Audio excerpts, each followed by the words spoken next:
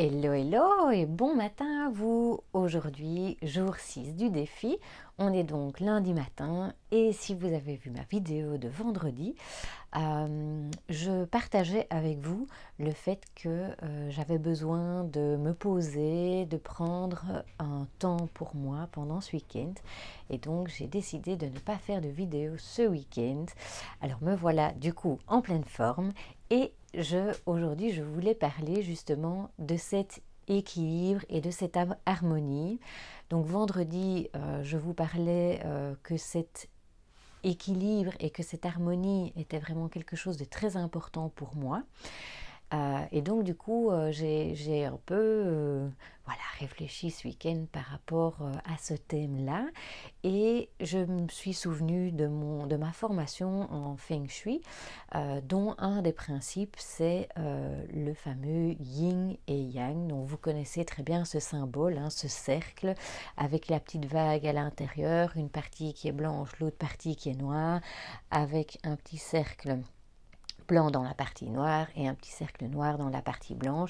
Donc l'idée de ce concept yin et yang, c'est que l'un ne va pas sans l'autre, ce sont deux forces complémentaires, deux forces soit complémentaires, on peut les voir comme complémentaires ou comme des forces opposées. Tout ça évidemment c'est une question de point de vue, mais de toute façon ce qui est important c'est de comprendre qu'en fait l'une ne va pas sans l'autre.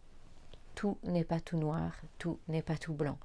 Et donc dans cette recherche d'équilibre constant, eh bien voilà, on se rend compte que tout n'est pas ni tout noir ni tout blanc. Alors comment est-ce que je veux faire le lien aujourd'hui avec ce yin et ce yang?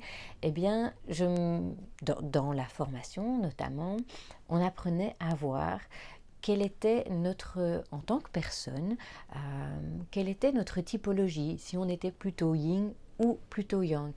Évidemment en comprenant bien que nous sommes et l'un et l'autre, puisque ce sont des forces et des énergies qui sont indissociables. On ne sait pas être que l'une ou que l'autre, mais évidemment tout ça sera à chaque fois une question de dosage.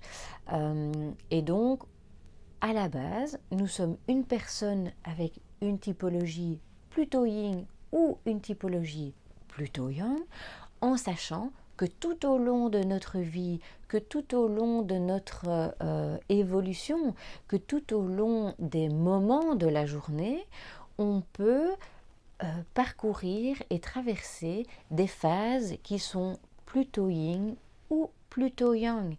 Et donc, en fait, vraiment ce concept de yin et de yang, c'est un changement perpétuel.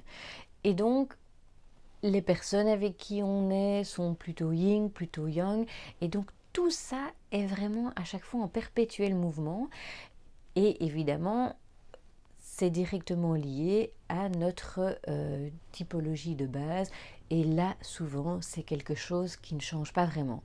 Alors pendant cette formation évidemment je me suis posé la question de savoir est-ce que j'étais plutôt yin ou plutôt yang, en sachant que le yin c'est tout ce qui est lié à la terre, à ce qui est bas, à ce qui est froid, à ce qui est sombre, à ce qui est lent, à ce qui est calme, à ce qui est introverti, à